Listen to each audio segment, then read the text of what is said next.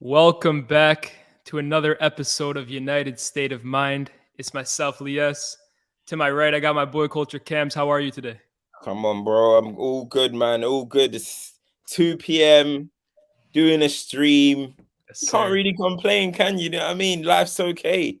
Can't complain. How are you, bruv? I'm all right, man. Like you said, nice 2 p.m. chill on a Wednesday. Got Champions League later. We will be live for that as well after the games. Talk about all the European action this week.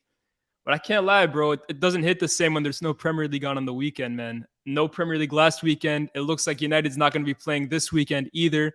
You know what that means? Our next game in the Prem is City at the Etihad. Doesn't come harder than that. City, Yeah, what are you saying bro. about all that, bro? I mean, I think there's two ways of looking at it, right? This is really what I've been thinking about. A, there's a negative side of looking at it.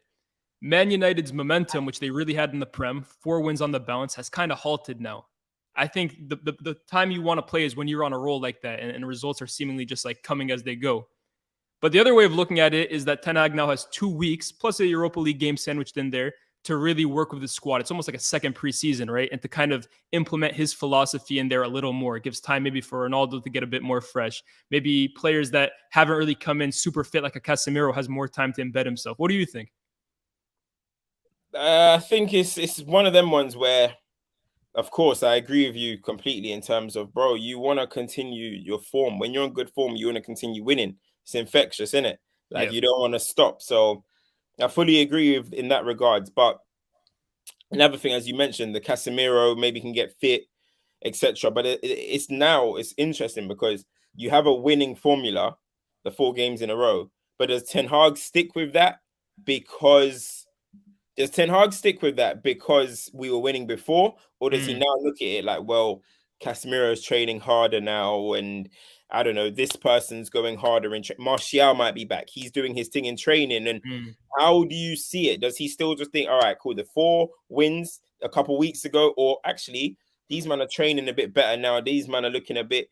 So now it's a little bit of an interesting situation. Do you know what I'm trying to say? So a good manager, a good manager makes the right call, of course, the correct decisions and keeps the team motivated. There's no excuse just because we've had a thingy out now that we should go and start like the season starts again. The season hasn't Mm. started again, bro. You know what I'm trying to say? The same mentality, the same way we go in. Look, we beat 2 big teams already in Liverpool and Arsenal. City are here, fair enough. Let's see what they're saying, bro. You know what I mean? Let's see what they're Yeah. on. You So gotta you gotta play them eventually, right? And our record against City the last few seasons, even when we haven't been at our best, has been decent, right? So we can't go into any game like that really worried. And I think that's the thing with Ten Hag, right? I don't really go into these big games anymore, like maybe I was under Ollie, maybe even under Josie as well, afraid that we're gonna be on the back foot the entire game. Hopefully we can nick something on the break, defend for our lives. It looks like we're going into these games to compete.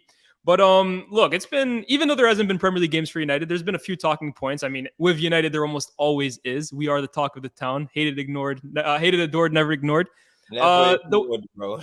the one that definitely didn't get ignored came from me actually. And you know what? I'm not gonna take all the credit here because I know you've been on this bandwagon for a long time. Jadon Sancho, right? I went on to a fellow podcast, shout out SDS, and they asked me about Jadon Sancho, and I basically came out and said that I think he's been very underwhelming since he came to United. And I mean, he hasn't been as bad as he was last year. I think last year was a really, really poor season for him. This year, he's kind of come in a little bit more, put in some important goals and assists against the likes of Liverpool, especially. But I still feel like there's something missing with Sancho. And I don't know if it's something that it requires just a bit more aggression in his game. He needs to take on players more, whether it's a system issue, which a lot of people have kind of suggested that he needs players around him who are kind of on his wavelength. I know that you feel a bit similarly to me when it comes to Jadon Sancho, but why don't you give us your thoughts on him, how his 2 years have really gone, or his 1 year, 1 month have gone, and where do you think he really needs to improve to be worth a £72 million signing? Because let's not forget, that's how much we paid for him. With Sancho, it's an interesting one, man, because look, before Sancho joined the club, yeah, I had my reservations. You know what I mean? And everyone Mm, said it's an agenda or whatever, because that's what people say. You know what I mean? I had my reservations because Jadon Sancho is a good footballer. Nobody can say he's not a good footballer. You know what I mean? Technically, he's a good player. But I always look at I'm just the type of person that I look at what's going on across the league. If there's an outlier, then I address the outlier and I say, okay, that person's an outlier. But more time, you want to go with the average, the median of what's going on in a league. You know what I'm trying to say? And I always look at the wingers across the league. And I looked at the wingers and I said, look, the top wingers in the league at the time, Salah, Mane, um, who else is there? Rashford was doing his thing at the time. Every single winger that there was basically that was doing well had that explosiveness about them, had that they can stop you, then they can start. They can go past you just through pure athleticism. And then there was even the average ones, the ones that were at like Leicester and stuff, Harvey Barnes, and the ones that eat in the Premier League, Bowen, ASM, all these guys who Zaha, we're not going to now turn around and say they're like God talents or anything like that, but they eat in this league because it's Saka, because they have this explosiveness that they can get past you, where if the touch isn't perfect, everything's not going well, boom, they can still beat you through pure athleticism. You know what I mean? And Sancho doesn't have that. So everything that he does has to be quite perfect. And for me, that's rare in the Premier League. You get some players that like people might say, I can see in the comments, somebody like, what about Mahrez type thing? Mahrez can beat you. Mahrez can take you on. He's a 1v1 specialist. Sancho's not a 1v1 specialist. He's not pace and power. He's just a technically nice footballer that needs others to link up with. Have Man United got the team for that? Probably not. But have the league got players like Sancho? He's pretty much a little bit of an outlier in his role. So, well, now you got Anthony, so we'll see what happens there. But I've always had my like reservations, and that's not just saying that he's not a good player. He is a good player. In the final third, his final pass is good. His cross is good. He's composed in front of goal. However, this is the Premier League, bro, and it's a different league. In La Liga, he'll probably go and put up mad numbers again and stuff. But in the Premier League, you just need. I feel like you just need that little bit of something different, man. And it is what it is, isn't it? But hopefully, you know what? You know the thing of Sancho, right? Too, it's the explosiveness is definitely a huge part of it. And I look at some of the names you just gave me. Well, we look at Liverpool. They have had the best two wingers. I mean, obviously, since the season they got broken up. But the last 4 years, their team, as well as Van Dijk and you know who, and those guys, Salah and Mane, possibly the best wing duo we've seen in the Premier League ever. Up there. If it's not the best, it's up there. And like you just said, they have the ability to, when games get slow, when teams try and shut them down, they can beat a man with pace. They have explosion. They have burst. And then someone brought up Mahrez, and everyone knows Mahrez is my guy. And like you said, he is a 1v1 specialist, but even when that 1v1 specialism, if you want to call it that, fails him, Mahrez has a final ball on him, whether it's a through ball, whether it's a ball over the top, whether it's that in-swinger from the right. Good final ball. I think he's got. Do you reckon? I feel like his assists, the way he creates chances, is almost like in build-up or like linking up with players. But Sancho's final ball, I don't think you really see it. I don't think you see Sancho break the lines with a pass or play an amazing ball back post to Ronaldo. I never really see that from him. I said it in the video, right? Sancho, for me, a lot of his contributions during games comes with him getting the ball, holding it up a bit, and hopefully his teammates move around him so he can find pockets of space to find them in. If that doesn't happen, he just wiggles his hips a bit and passes it back to Malacia. Yeah, I think the thing is, right, especially that United are moving into, like, when United counter attack, there's a lot of times that he's on the counter and he's not able to kind of initiate the counter. Now, if he's part of the counter, like he's above it, like he's ahead of the counter and the ball gets to him, I trust him. But if the ball gets to him to initiate the counter, he has no first burst. Yeah, there we go. Remember how Nani used to get the ball and on the counter, whoop, he's wham, he's gone, and everyone's he doesn't really have that, which is an issue. I do think his final pass and stuff is good. Personally, I think it's good. I hear what you're saying, but I do think he's got a good final pass. But it's about where he gets the ball, bro. It's about where he gets it. Because I'm telling you now, and I said this on 5 formations with Rio, right? If Sancho gets the ball in the areas between let's say the right centre back and the right fullback, or the other side, left centre back, left fullback, he's dangerous, bro. If he can get in that pocket where it's now just him, that defender, and now he might have a runner here or a runner there, Sancho passes, makes the right pass. He knows whether to cut it back. He knows whether to shoot. He knows whether to do a dink. Decision making is A1. Yeah. Decision making is good. The problem with Sancho is that he does not get the ball in those spaces. Sancho gets the ball wide. He gets the ball wide, and he has 2-3 players around in front of him, and he's not got the ability or the physical capabilities to get past those players. So for me, he just needs to be a little bit more intelligent with where he's picking up the ball. And whether that means that might be a Ten Hag issue that he needs to sort out. Maybe Malacia needs to come a little bit higher. Who knows, right? Definitely. I definitely agree with Team that. is Yeah. gonna, yeah, United are still in kind of building blocks, right? Let's Mm. get one thing right, the solidity, then we'll see for the rest. But if he can get the ball in those areas, right, between the fullback and the centre back, you've got yourself a top player there. But it just doesn't. He can't get the ball where Saka gets the ball. He can't get the ball where Raheem Sterling gets the ball, where Luis Diaz, who would cut 4 men out of the game and whatever, he can't get the ball in those areas. So maybe that's what he needs. I've seen a lot of people say maybe he needs to move inside. That's debatable for me because as much as I think Sancho is nice technically and stuff, when you're inside, you got to be very elusive. Yeah. Yeah. People think you can just go inside if you're technical. You got to be elusive. You've got to be elusive like a David Silva. You got to be able to kind of guile through your way of these areas. Maybe I need to see it, but I do understand the thinking behind Sancho centrally.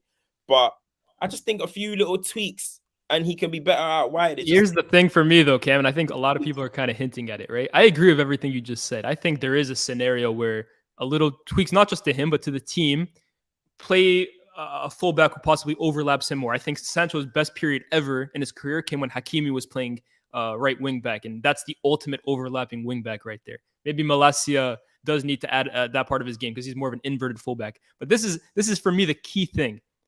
Can that happen with Antony on the other side? Because everything you just said about Sancho probably concerns Antony as well. And Antony has the Diogo Dalot on his side. Can you have two wingers who really don't have, like you said, that first step to just beat a defender and burn him, leave him behind? You beat him and that guy isn't catching up to you.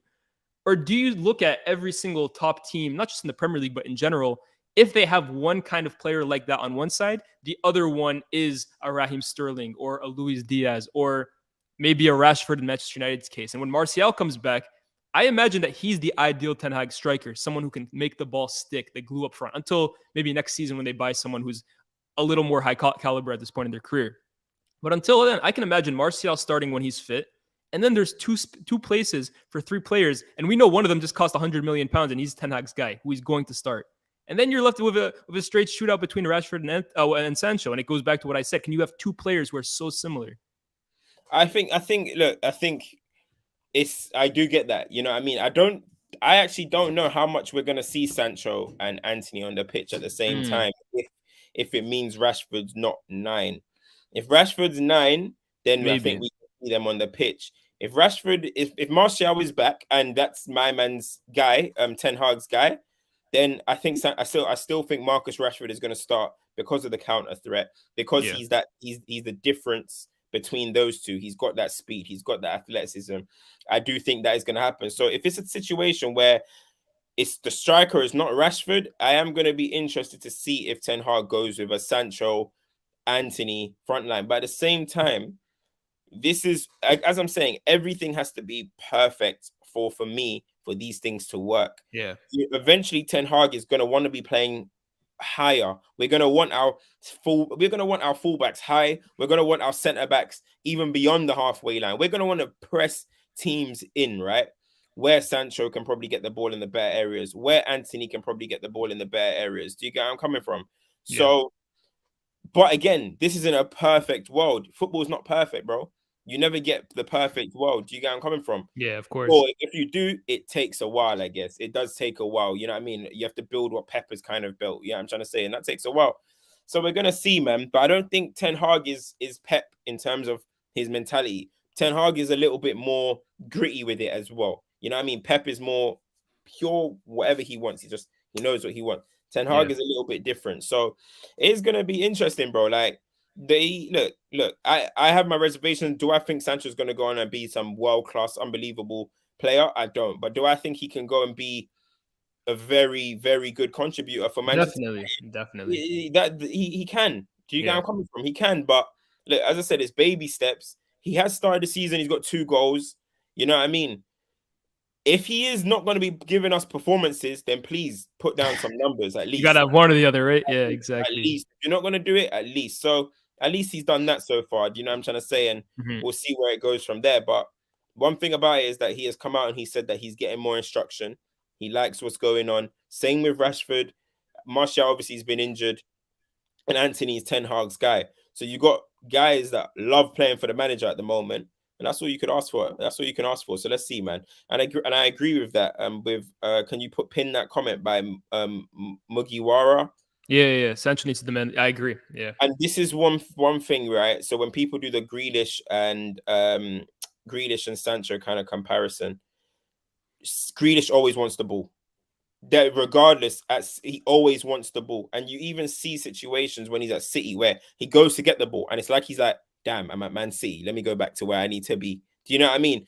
The reason why Grealish was able to play in a left-sided role, right, a left-sided role at Villa, is because he was allowed to come off there first of all, and he's ball dominant. Yeah. He wants the ball all the time. So Sancho is you're gonna have to want it, bro. Be ball dominant. Get on the ball and try and make it happen. If not, then you're just gonna be floated in and around the game. So those are the two biggest differences. But hey, listen, let's see what happens, man. Let's see what happens. Time will tell, bro. Time will tell. Definitely. I think the one thing too, right?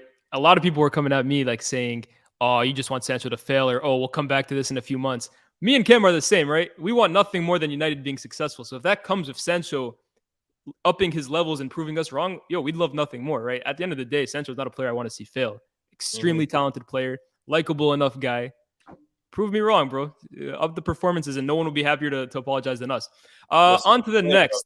I think the next thing that me and you wanted to speak about a bit, and we kind of touched on it last episode, so I don't want to go too much into it again, is the defensive midfield position, because we saw Casemiro's first start for Manchester United against Real Sociedad. Yep. It wasn't vintage Casemiro, right? It's not four-time Champions League winner Casemiro, and whether that's down to lack of match fitness, whether it's due to, I don't know, a lot of people were suggesting that, oh, he's at United now and he's kind of on holiday until he really can be asked. Maybe it's that too. What's your take on it? Because McTominay's been playing really well for United, been starting the last few games. Casemiro's performance the other day doesn't suggest he should just walk into the lineup, does it? Bro, listen, this is what kills me, yeah? This is what kills me. Only at Manchester United Football Club can we be saying, should Casemiro be starting football games? Only at Manchester United does this happen. That somehow the biggest names always seem to be the ones where, he shouldn't start, he shouldn't play. Remember, bro, it's always the case. Only at Manchester United does this stuff happen. Only at Man United does Varane not get in the team because Maguire's there. Only at Man United does Fred start ahead of Paul Pogba. Only at Man United. Bro, it's only our club that this happens at, right? Casemiro came to Man United. He's a new environment, new situation, whatever, right? He's only come on cameos. Each of his cameos, he has looked good. Each of his cameos, he has calmed us down. I agree. He has made tackles. He has looked okay. But now, that's just cameos. That's 15 minutes, 5 minutes, 10 minutes. Now, he has come to start a game, which was, let's be real, a dead rubber game. A nothing game. Do you get where I'm coming from? And he was a bit off the pace. That's all it is. He was a bit off the pace. There was even a time where he burst forward. They balled it to him, and he like his body couldn't get on the touch or something like that. He was just off the pace. That's all it is, bro. This is Casemiro, and because of a Europa League game on the day the Queen died, when the fans had no energy, right? Yeah. What are we saying? Casemiro was heartbroken. We're now doubting Casemiro. Like, yeah, it's crazy talk, man. It's crazy talk. Listen, you know what's hilarious for me, right? Sorry, bro. Just go ahead. One more thing, yeah. For me, I would, as much as McTominay's playing well, and to me, McTominay is a big, not a big game player, but you put him in these type of games like City and stuff. But these are the type of games I need Casemiro there, bro.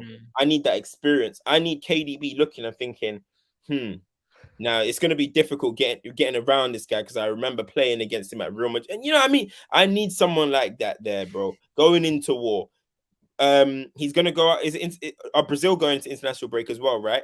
I'd imagine so. Yeah, of course. So he's going to go and play 2 games for Brazil. Probably play full 90s. Let's stop playing with this guy, bro. Like, what is this, man? Playing with. You know what's hilarious for me, right? People are talking about Casemiro. He's come to the Premier League. He's washed up. The game that everyone is basing that off of was a game against the La Liga team. It's a game against the team he's played in the Europa League. That's killed me, bro. Nah, I'm with you, man. It's Like, crazy, right? We've overlooked 5 years now of McTominay mediocrity, and 4 games in now, it's like, okay, Casemiro has to come in and win his place. And what I don't get though, bro, is that yeah, I'm sorry. When you have a world class player, football can be simple, right? When you have a world class player like Casemiro playing at his best, your team will improve to a higher level than if a McTominay is playing at his best. And definitely, of course. I'm sorry, it is just the fact. The priority should be getting Casemiro fit and into this 11 as soon as possible. As you have just said, we have had 4 years of McTominay, and he has been playing well. Even longer than 4 years, but he's been playing well. Congrats to him. But Casemiro should get in fit and into the lineup should be the priority. It's as simple as that. Your team will improve more with a Casemiro at his best than a McTominay at his best. I'm sorry, it is just the way it is, bro. Your best players, get your best players on the pitch and make it happen, bro. So what people are basically telling me is that we have to now wait until a McTominay stinker till Casemiro gets back into the team. Reactive. That is what they're saying. You Yeah. have to wait for a McTominay stinker to get back in the team. That's crazy, man. That's crazy. Let's not do all of that. You know what I mean? Get Casemiro fit, and for me, I'm getting him straight into the team, man. We're talking about arguably the best defensive midfielder in the world. I'm telling you right now, if Rodri gets injured tomorrow and Calvin Phillips balls out for the next 5 games and Rodri gets fit again, Pep is telling Phillips, thanks, mate. Thanks for the 5. We're back on the bench now. Rodri is here. He's not doing no like, oh, Rodri, sorry, man. Like, you know what I mean? Sit on the bench now. No, come on, man. Now you're spitting. You're absolutely spitting. I love the thing that you said the most is you get your best players on the pitch, because at the end of the day, winning a game is all about finding the best solutions, and the best players will always find the best solutions. And I think that's one thing about Ten Hag. People love comparing him to Pep.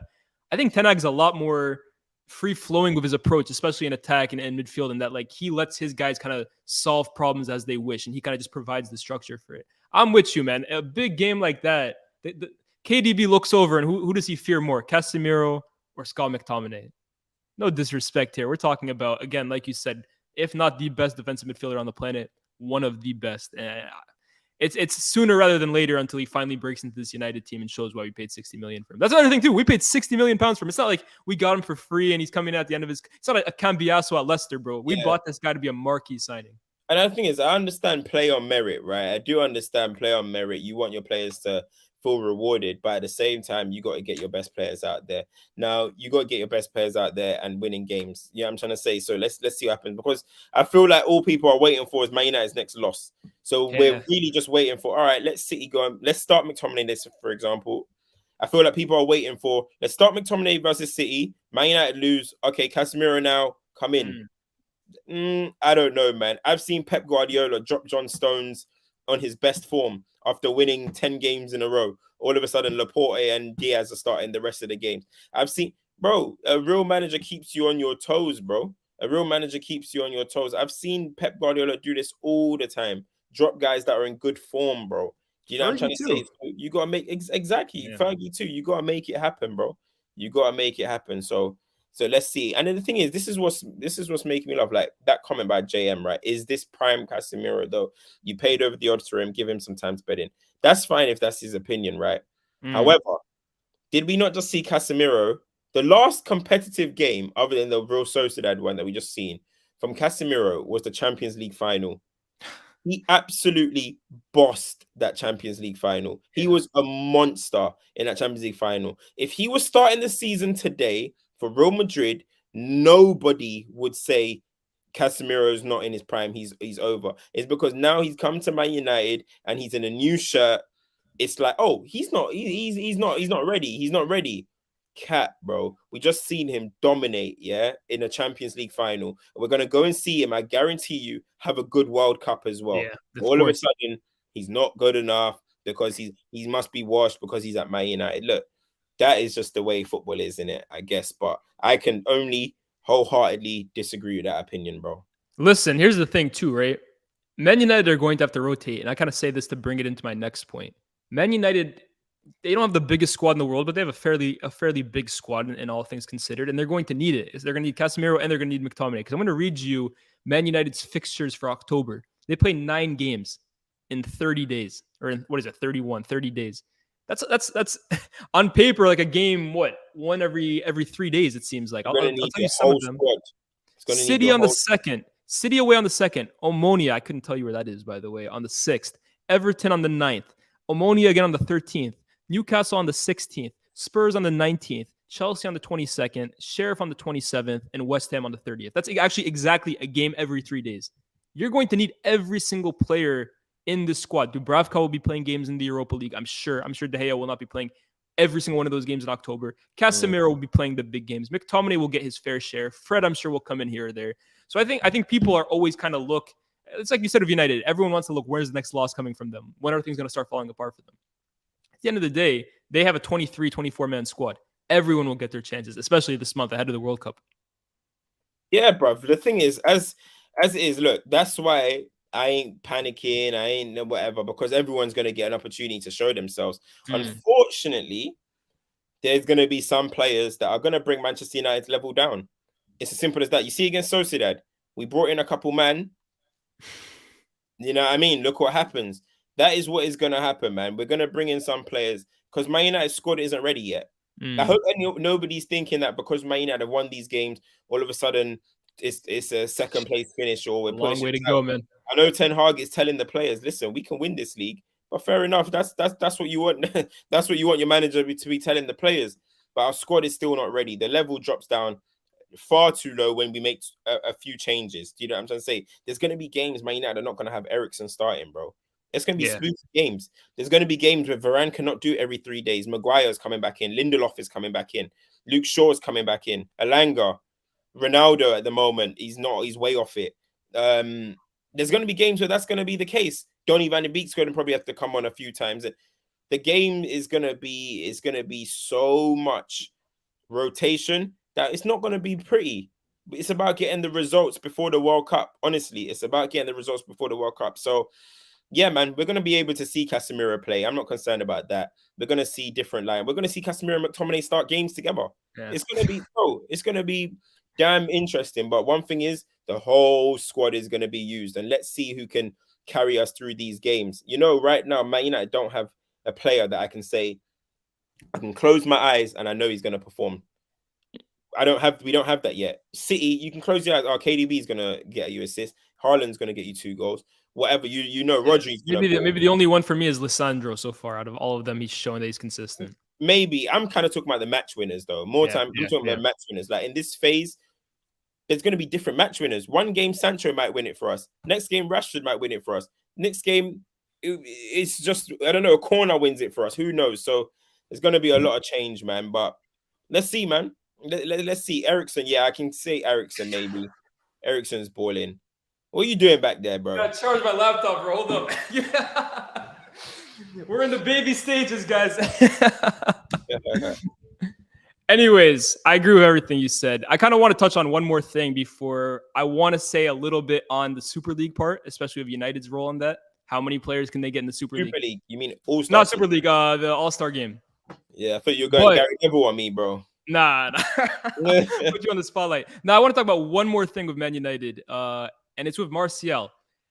For the first time, honestly, since I can probably ever remember, Anthony Martial has come out and given up an interview. I can't remember the last time he's ever done that, but he's given an interview and he's kind of talking about his relationship with all the previous Man United managers, from Van Gaal to Mourinho to Oli, and now with Erik ten Hag. He's kind of talked about his injury struggles and kind of given some insight on perhaps his poor form before, his poor form now, his injuries.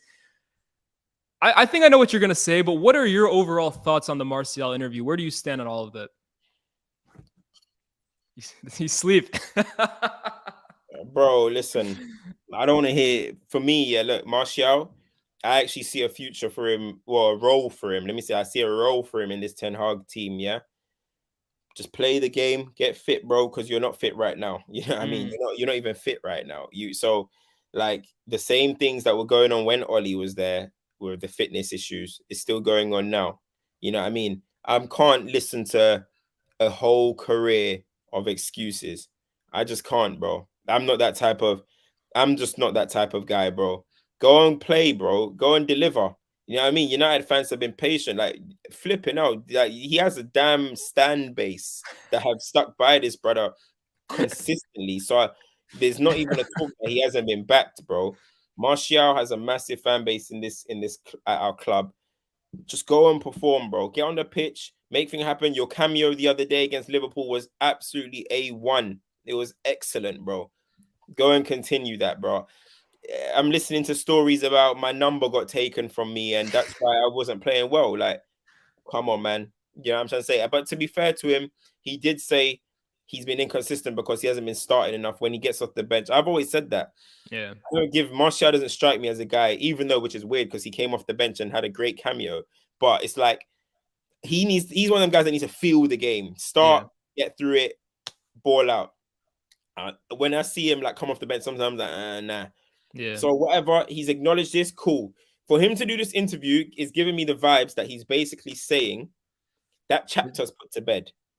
New lease of life.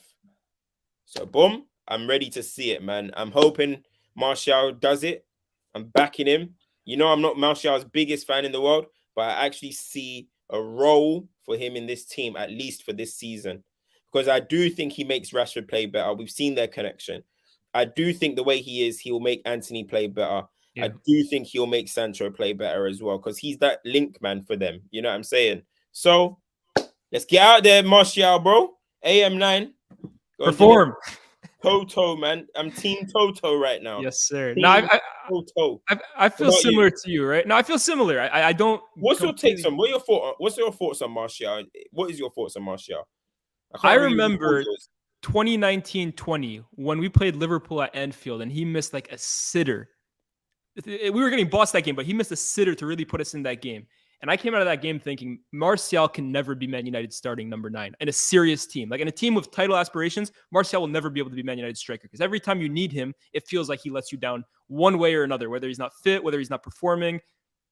But at the same time, Man United are not a title-winning team at the moment. They aren't. They're a team in transition. And I think I look at this current iteration, and I would have loved United to sign another striker this window, but they didn't.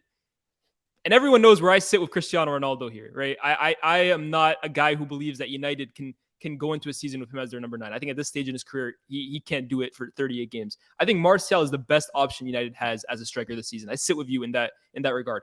But I think the interview he gave, to be honest with you, I don't mind it. I do agree that it's like almost him closing that chapter and saying, this is it now. I'm ready to perform. I'm ready to step up. But when you give that context, especially under Oli, that was really the one that opened my eyes a bit, because we know his struggles of Mourinho. We know that they didn't get along. We know the number 9 story. I also agree that was BS. And we know the Alexis Sanchez thing. But the Oli one is very interesting, because you almost got the impression under Oli that him and Rashford were probably in love with the guy, because he kind of revived their career, if you will. He put full trust in them. He made them the pillars of Man United's future. But for him to come out and kind of say, like, I feel like I was overused. I basically played through injury for the guy. And then the minute I got injured, he kind of threw me to the curb.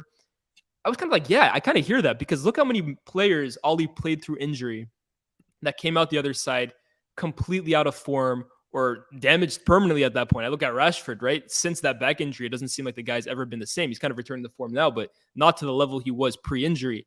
So I think the interview was a bit needed, right? I think it gave a lot of fans some closure. It gave them some reasoning for some of his struggles. I remember 2021 where he scored 4 goals.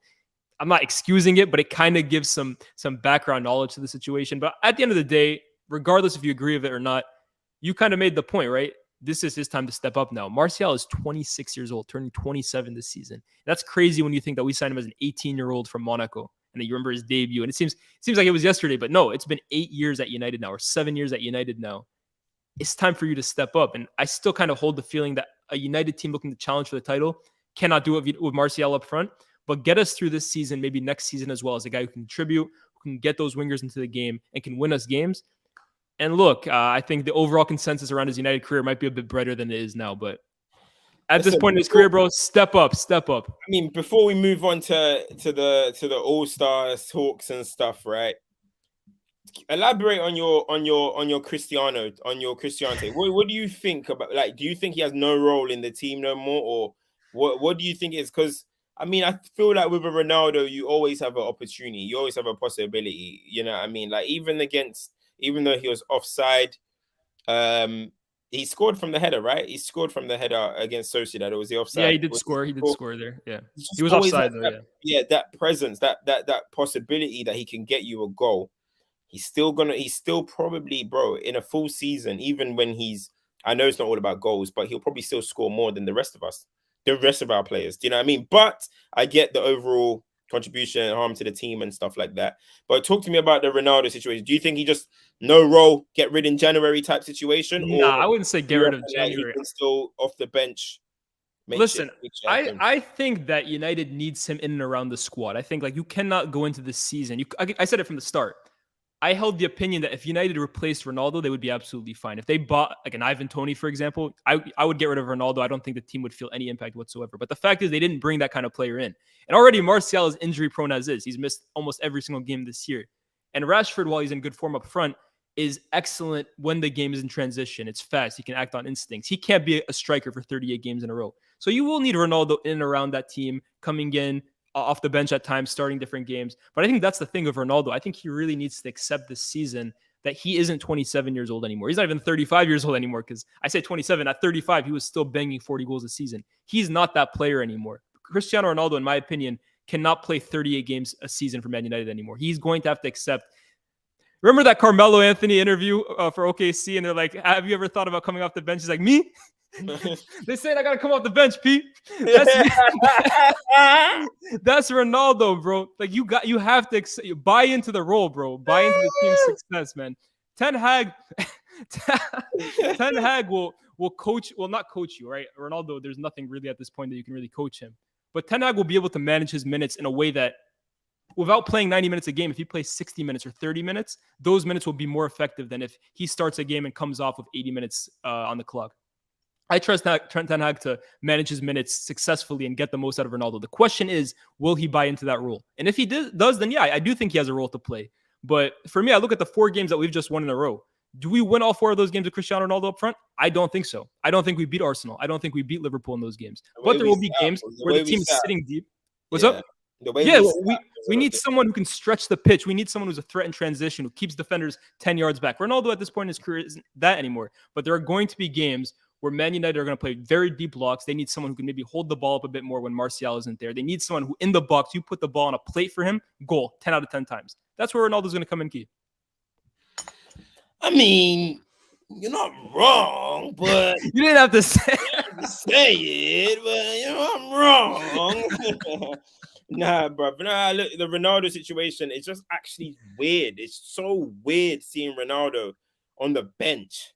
Like, and one thing I can say that I categorically know is Ronaldo likes Ten Hag. Ronaldo and Ten Hag have a good relationship and a good understanding. Yeah. So anybody trying to say, that he's gonna cause an issue in the dressing rooms and stuff, that's not true, bro. Not true at all. But yeah, it is gonna be interesting to see if he can continue to buy into this role, because he's Ronaldo, bro. This fixture list, he's gonna play some games. He's gonna play some games in this moment because obviously it's jam-packed, but he's got the World Cup in sight. After the World Cup, we'll see how he comes back. Do you know what I mean? Is he gonna just think, all right, cool, that was my final kind of bow out? Because this is his last. You got the scoop, Woj? Hey man, Woj bomb. When that culture bomb drops, just listen to this me. Dude did one interview with Fabrizio. He thinks he's Woj now.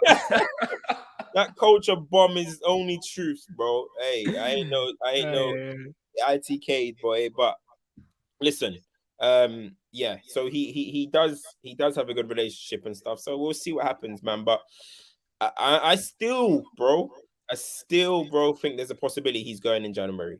Really? I still think one of these Champions League teams are just going to be like, all right, we're in the group stage now. We're in the last 16 now. Maybe Ronaldo, just a little addition off the bench, maybe Champions League. He's going to buy into it. He's going to see it.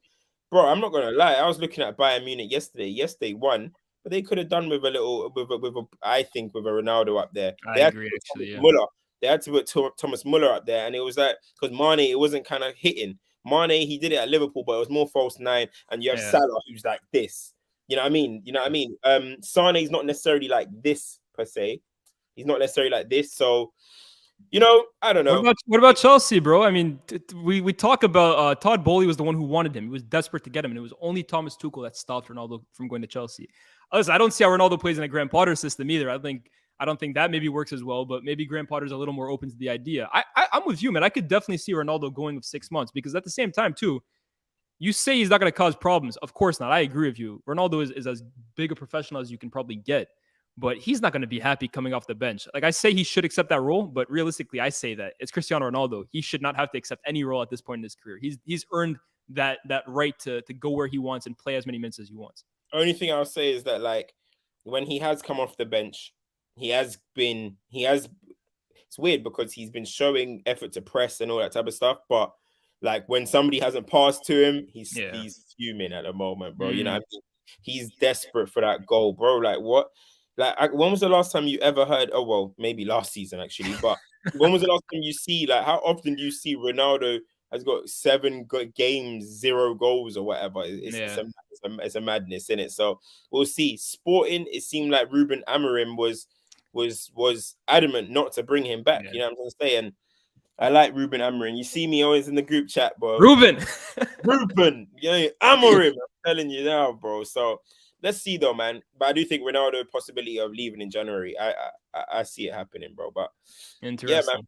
You know what I'm saying? I'm seeing Amir trying to trash on on Ronaldo, man. Look, I don't like that, man. I don't like that stuff, man. Why are we trying to take the GOAT out of Ronaldo now? Because of man, I don't like that one. But I don't really get involved with like GOAT debates per se. So I just leave it, man. It's all too subjective, you know? Of course.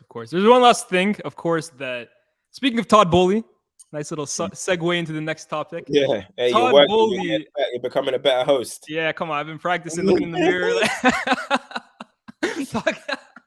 Todd Bowley, the Yank, my guy, representing the people over here. All right, listen.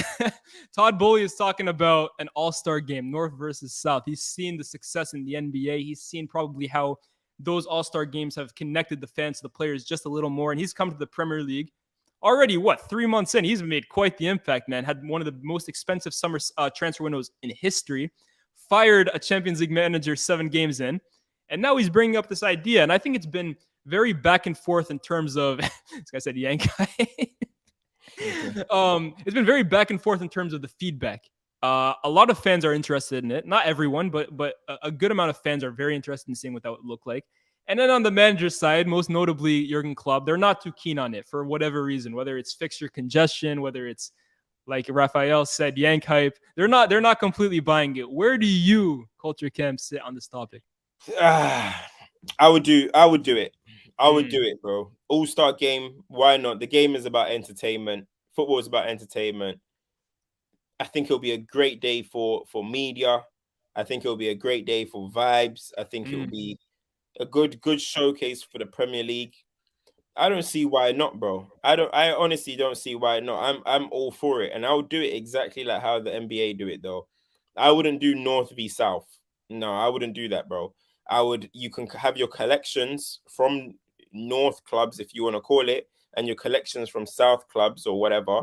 But then afterwards, once the teams have been, the players have been nominated through the voting system and obviously performance merit and stuff like that, then I would have the 2 team captains and do it exactly like how the NBA did. Because, bro, West versus East in the NBA, it got boring after a while. Yeah, I mean, it's true. One league started dominating it too much. The West, the West was cooking, bro. Yeah, the West was cooking East too much, bro. So they had to find a way, and the whole thing around it is lit. Like it will probably be like what team KDB versus Team Salah or something like that, right? Get those 2. They have the selection of players to pick from, and pick some players, man. It'll be lit, bro. I don't want to see. I don't want to see stuff. I want to see KDB whacking crosses into Harry Kane's head. I want to see the best players out there just balling and just having fun, bro. So yes, though the intensity will be low. It's not going to be as high. It's going to be like a friendly, of course. However, I do wanna see it mixed up, man. Mix it up, man. North versus South, man. That's mid. No, I'm not with that either. And I think another thing too is it would be super unbalanced. I feel Liverpool and City are going to dominate. But that's one thing I want to touch on. people were kind of concerned, like, oh, it would just be an all Manchester City team versus like Arsenal and Chelsea plus Kane and Son. I think the way you would want to do it, A, make the teams fan voted for sure. And B, what I would do is I would do 3 players max from any team. So every team can have 3.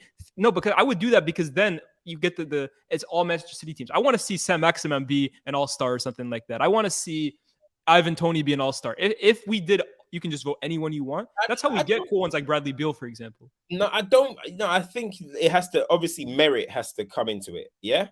Merit has to come into things. So, for example, let's say like a Wilfred Zaha this season, he will be in the All-Star game because merit has to come into it, right? Yeah. But what I'm trying to say is the reason why I won't cap it. Now, you look at Man City this season. How many of their players would you have in the team of the year? Haaland, KDB. Yeah. Maybe Cancelo. I don't know. Yeah, maybe those 3. There we go. It's not going to be 8 Man City players. It's not. But here's the thing. How would you do the voting then? How would you decide who gets in? Merit, performance based. But who determines the merit? Is it the league that decides it? Is it like it'll have to be player, fan, and media voted, just the way they do in the NBA. It'll have to be a combined thing. They do it by points. Yeah. You know what I'm trying to say? They do it by points. We always know by default, bro, LeBron James could not play a game until the one just before the All-Star. He's going to be voting him in. Yeah. That's fine, though. I'm sorry. It's All-Star. Yeah. At the same time, that's the thing. It's for the fans. Yeah. I want to see KDB 100%, for example, in every All-Star. I don't care what your form is, bro. I want to see that. But that's the fan vote. They do the fan vote, then it goes to how much the player vote, and then it goes to the media vote. It's technical. We're not the board in it, but they need to find a way to perform to merit performance. Yeah, so those players can be in the hat. Because remember, you get nominated through your performance, and then you get voted to see if you're going to be starting, who's starting or whatever. So by performance, and then they can do it by who's starting or whatever. But for me, I don't want to see 3 per team because then I'm sorry, just because you're from South, you're in the South, like, no disrespect, but I ain't trying to see fucking Antonio or I ain't trying to see Fornals because we had to do it because they hit the criteria. I ain't trying I ain't trying to see Andres Pereira. You know what I mean? I ain't trying to see all that, mate. I ain't trying to see all that. They saying James Milner and Ronaldo are gonna be D Wade and Dirk, bro. The celebration one, yeah. Yeah. Nah, but honestly though, bro, like I ain't trying to see some of these guys just because because the 3 quote. I want to see the best players there, then mix up all the best players, and all of a sudden we're hooping, bro. What? So if it's 2 teams, 11, let's say you're gonna have 18. You're going to have, 36 players? Yeah. Trust me, there's enough to go through each team and the outstanding performers, man. It's not going to be all City and all Liverpool and then just some randoms. It's not going to be Here's the thing, too, right? In the NBA, for example, this is what they do. The starting 5s are, I think it's like 75% voted by the fans, and then it's like balanced with like 25% from journalists, I think. Just so that it's not like someone who always gets super high votes for the All-Star game is Derrick Rose because he has a huge fan base. But Derrick Rose, for the last 5 years, he's had a 1 year where maybe he deserved to be an All-Star. The others, and even that, it's generous. Yeah. But then the bench is where it's all coach voted. So the coaches pick, and that's where coaches are a bit more objective in terms of like they'll look at guys that they've seen this year and say, okay, Wilfred Zaha tore me up. I'm going to go throw him a vote rather than just say Jadon Sancho because he's a big name. Yeah. So I think that there has to be the balance there. Like you said, at the end of the day, an all-star game, and this is why I understand why coaches are concerned about when they can play the game and would it interfere with the schedule. But at the end of the day, this isn't for them. This isn't really for the players either. It's for the fans. This is going to get a whole new generation of fans who I think, honestly, like Florentino Perez had a point when he said kids aren't watching football as much as they used to. This gets fans way more into football as well. And B, I think it also just gets everyone involved. I think you talk about like players who want to like boost their personality and boost their social media brand and like become bigger figures outside of football. This is a huge opportunity for them to do it. Bro, what we want, right, is entertainment. Yeah, I mean, this new generation want to be entertained more than ever. Yeah, because we have things like TikTok, because we have things like Instagram and Twitter and stuff. What we look for now is entertainment, bro. You know what I'm trying to say? So more than ever, kids want to be entertained. And for me, this is a good way of doing it. Now, yes, I need to know when that game will happen, because the Premier League doesn't seem to have any winter break or anything like that. So I understand in a way what Klopp was saying, but Klopp's comments were a bit. They were a I bit didn't like weird, them. a bit Yeah. shady. What's that word? What's that? It's just Yeah, a little something xenophobic. Yeah. xenophobic a little bit, bro. Like talking about the Mm. Harlem Globetrotters and that. I thought it was a fake comment, but I saw it and I'm thinking, I don't know, man. That's a bit weird. That was a bit of a weird comment for me. You know what I mean? You know what I'm saying? So he's just bringing an idea. And the worst thing is he didn't even say, hey, the league should do it because we want vibes. He actually said we should do it so we can fund the lower leagues. So we Yeah. can fund it. So I don't know, man. Sometimes I feel like people hate change a little bit too much. Defo. I don't see why not. Personally, we've seen all these change with VAR. The We've seen Nations League, bro. For God's sake, the Nations League is even more games taking out time of rest. Nations League, Yeah. VAR, goal line technology, this and that, and we've seen change all the time, bro. So I don't see why this is going to be one little game, yeah, that could be held at Wembley. Preseason, bro. Yeah. Yeah, exactly. It can be held at Wembley, one game.